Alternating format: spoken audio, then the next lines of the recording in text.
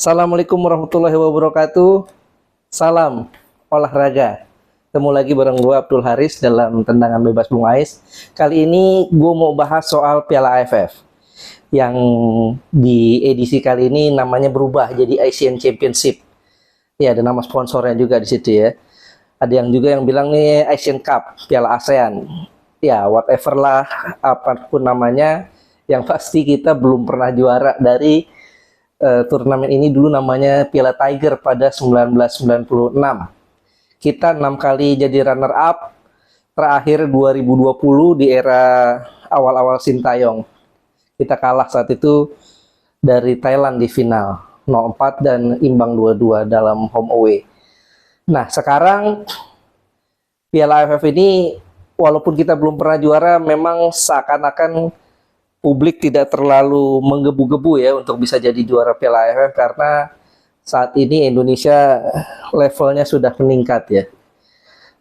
Kita sekarang yang diburu bukan lagi level ASEAN tapi level Asia atau bahkan dunia. Sekarang timnas kita sedang berjuang untuk lolos Piala Dunia. Sekarang sudah ada di putaran ketiga. Kita ada di peringkat ketiga juga di bawah Jepang 16 poin, Australia 7 poin, Indonesia, Arab Saudi, Bahrain dan China semua 6 poin. Artinya kans kita untuk lolos langsung, bahkan lolos langsung sebagai dua besar untuk lolos langsung ke Piala Dunia 2006 sangat terbuka. Masih ada 4 pertandingan lagi yang bisa dimanfaatkan atau paling enggak bisa lewat putaran keempat ya. Ini yang bikin Piala AFF jadi apa ya, bisa dikatakan ya target sasaran aja lah, sebagai ajang untuk regenerasi, bisa dikatakan demikian. Ini menurut gue ya ada pro kontra lah, karena kita belum pernah juara Piala AFF, tapi it's okay karena pro ataupun kontra ini hak setiap orang untuk mengungkapkan pendapat ya. Bahkan ada yang bilang ini Piala Ciki, it's okay, nggak apa-apa. Dan PSSI juga sudah memutuskan karena fokusnya adalah di kualifikasi Piala Dunia. Sekarang yang diturunkan untuk di tim Piala AFF ini adalah pemain-pemain yang mayoritas U22. U22. Selain sebagai proses regenerasi, juga tim U22 ini dipersiapkan untuk nanti 2005 tahun depan ada SEA Games. Bisa tampil di SEA Games sehingga bisa lebih siap. Walau begitu, kalau kita lihat di skuad ini juga dari 33 nama yang dipanggil Coach Sintayong, ini ada 8 pemain yang langganan timnas senior. Ya, ada Asnawi Mangku Alam yang paling senior ya di tim ini. Kemudian juga ada Pratama Arhan, ada Justin Hapner juga dipanggil, pemain abroad ya. Pemain diaspora. Kemudian juga ada Ivar Jenner, ada Hoki Caraka, Rafael Strike juga dipanggil. Kemudian Muhammad Ferrari dipanggil. Ya, total ada 8 pemain dan Ronaldo Kuateh juga ini yang sudah lama menghilang namanya, kali ini dipanggil lagi, dia sekarang main di Thailand ya. Nah, dengan skuad muda ini rata-rata kan kalau kita lihat di pemain-pemainnya nih usianya antara 17 sampai 23 tahun. Ada memang 25 ya Asnawi. 17 itu ada Arkan Kakak, andalan timnas U20. Nah, dengan skuad seperti ini kalau kita lihat apakah kita bisa juara ya, kenapa enggak ya? Walaupun kita ingatlah di edisi 2020 saat itu Coach Sintayong menangani tim ini mengagetkan banyak orang ya, karena yang diturunkan adalah pemain-pemain muda. Dia tidak menampilkan pemain-pemain senior saat itu. Andri Tani nggak dipanggil, kemudian juga Beto Gonçalves nggak dipanggil lagi, dan pemain-pemain senior lainnya juga ditinggal ya. Tapi kenyataannya kan dengan kondisi seperti itu, memang media-media negara lain seperti media Malaysia, media Vietnam ini meremehkan. Bisa apa Indonesia dengan tim muda? Tapi kenyataannya kita bisa menyingkirkan Malaysia di fase grup dengan kemenangan 4-2 saat itu. Hanya ada 1 pemain diaspora ya, pemain berdarah Indonesia yaitu Elkan Bagot, selebihnya kita pemain pribumi semua. Kita bisa ingat saat itu masih ada Evan Dimas, masih ada Irfan Jaya, Asnawi juga sudah tampil di situ, masih ada Fakhrudin, Arhan juga mulai menunjukkan kelasnya di situ. Dan salah satunya dengan gol indahnya saat menghadapi Malaysia, tendangan roket jarak jauh. Dan faktanya kita lolos sampai final, meskipun di final kita lagi-lagi kalah dari Thailand 0-4 saat di leg pertama dan 2-2 di leg kedua. Tapi dari situ tercatat bahwa inilah tim yang cikal bakal menjadi tim nasional Indonesia saat ini, meskipun ada banyak pemain-pemain diaspora yang masuk ya di skuad kali ini. Tapi paling enggak ada beberapa nama seperti Asnawi, Pratama Arhan, Marcelino Ferdinand yang masih memperkuat tim ini ya. Dan juga kalau kita nilai di Piala AFF kali ini kita berada di grup B yang gue pikir sih harusnya relatif bisa lah kita atasi. Di grup B itu ada Vietnam, Filipina, Myanmar, Laos. Dari keempat lawan kita ini Indonesia paling berat menghadapi Vietnam. Vietnam serius banget.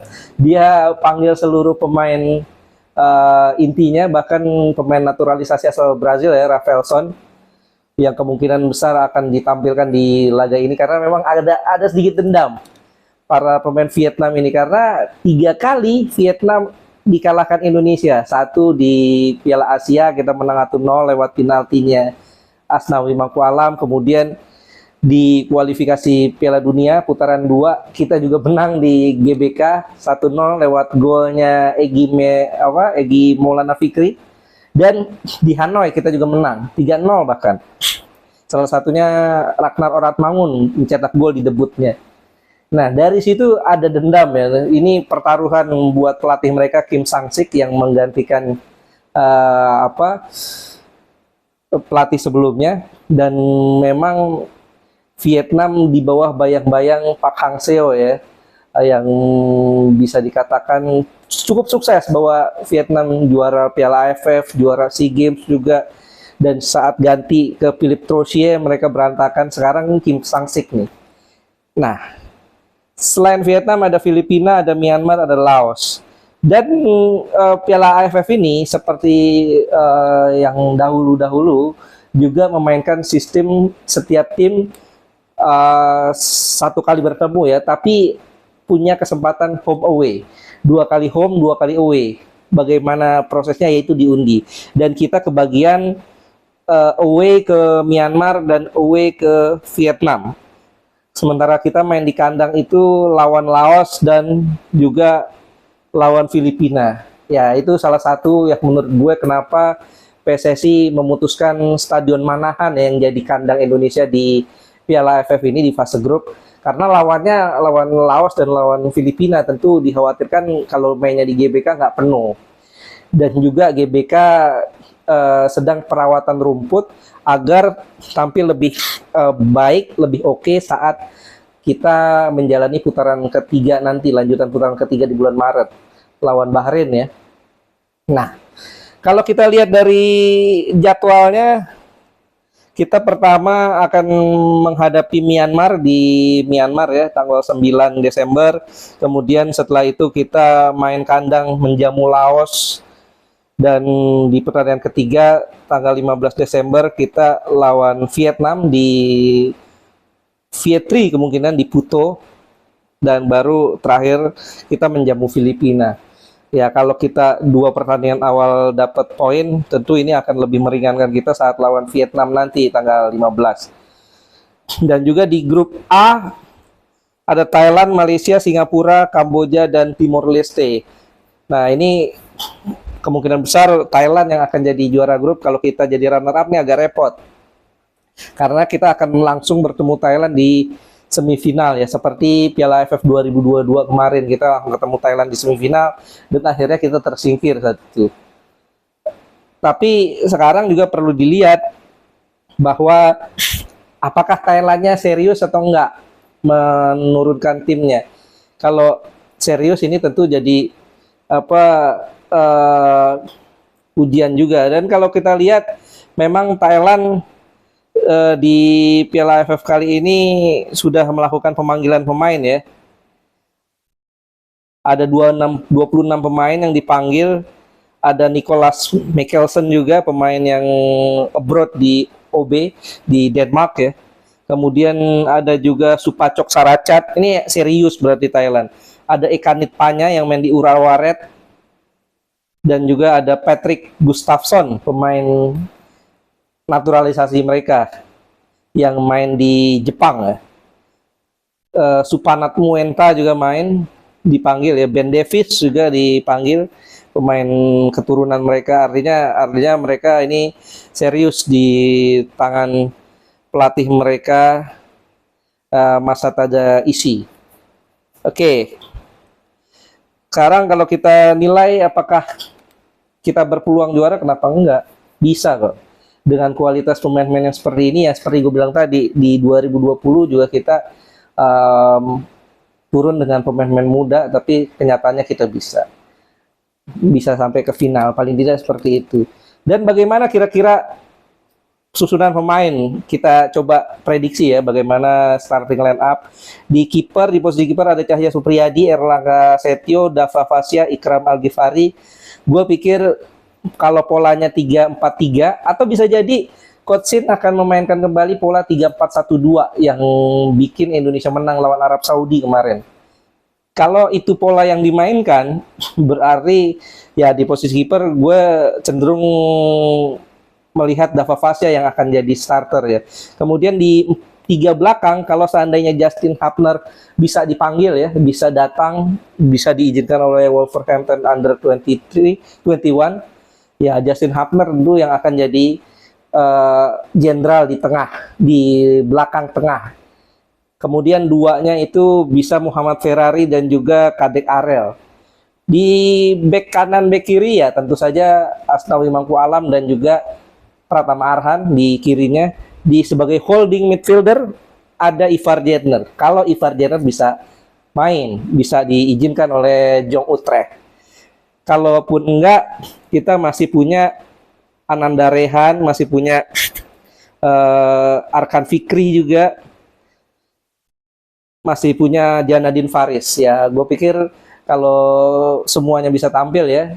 Yang udah pasti kan ini Rafael Strike, dia tidak bisa tampil di fase grup, baru bisa diizinkan bergabung dengan timnas oleh Brisbane Roar kalau masuk ke semifinal dan final. Nah berarti kalau seandainya Ivar Jenner bisa main, ini idealnya Ivar Jenner akan berduet dengan Arkan Fikri. Sementara di posisi sayap ya bisa Marcelino Ferdinand dengan Ronaldo Kuate kalau main 3-4-3. Tapi kalau main seperti lawan Arab Saudi kemarin dengan 3-5-2 atau lebih, kalau gue pikir bukan 3-5-2 murni tapi 3-4-1-2 dengan seorang trequartista atau gelandang serang di belakang striker, itu tuh bisa dimainkan oleh Marcelino Ferdinand. Artinya tiga di belakangnya seperti yang tadi gue bilang, dan 4 di tengahnya itu Asnawi di kanan, di tengahnya itu Ivar Jenner dan juga Arkan Fikri, di kirinya Pratama Arhan. Satunya inilah yang jadi posisi untuk Marcelino Ferdinand. Dia akan mendapatkan tugas free roll, diberi kebebasan, dia memegang peran penting tentunya ya. Dan di depan bisa Ronaldo Kuate dan Hoki Caraka, karena Rafael Strike kan belum bisa main di fase grup. Nah kayak gitu kalau menurut gue sih. Kalau semuanya chemistry-nya dapet dan pemain-pemainnya bisa tampil fight, mentalitasnya terjaga, feeling gue minimal semifinal aja lolos. Minimal semifinal aja lolos, dan final bukan tidak mungkin kita dapatkan. Ya kalau juara bonus lah. Karena yang paling penting sekarang adalah bagaimana regenerasi pemain, dan fokus kita adalah meloloskan Indonesia ke Piala Dunia 2026. Begitu. Sementara ulasan dari gue dalam edisi Tendangan Bebas Bung Ais kali ini, kita nantikan aja, kita doakan ya buat timnas kita agar tampil oke di Piala AFF ini, biar ya walaupun bawa tim muda tapi mudah-mudahan bisa bawa pulang trofi bonus. Ya jangan lupa juga buat teman-teman like, share and subscribe.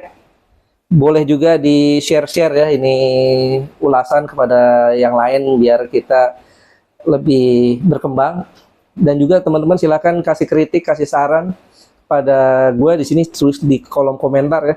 Dan juga boleh saran apa sih yang bakal dibahas lagi enaknya gitu. Oke, Abdul Haris pamit. Salam olahraga. Assalamualaikum warahmatullahi wabarakatuh.